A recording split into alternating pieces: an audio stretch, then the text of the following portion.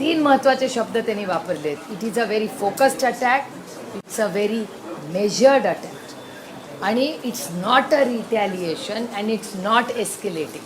म्हणजे त्यांनी इतका तो व्यवस्थित अटॅक केलेला आहे की जे दहशतवादी आहेत त्या दहशतवाद्याच्या विरोधात हा अटॅक आहे.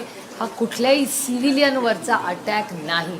तुम्ही तो स्टेटमेंट, माझी विनंती राहील प्रत्येक भारतीयाला की हिंदीमधला आणि इंग्रजीमधलं भारत सरकारचं स्टेटमेंट हे प्रत्येक भारतीयांनी वाचलंच पाहिजे.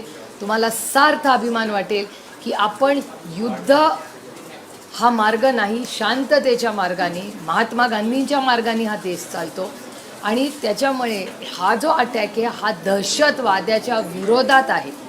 हा कुठल्याही व्यक्ती किंवा सिव्हिलियन किंवा महिला किंवा मुलांच्या नाही. त्याबद्दल मी MEA आणि डिफेन्स मंत्रालयाचे खूप खूप कौतुक करते आणि आभारी मानते.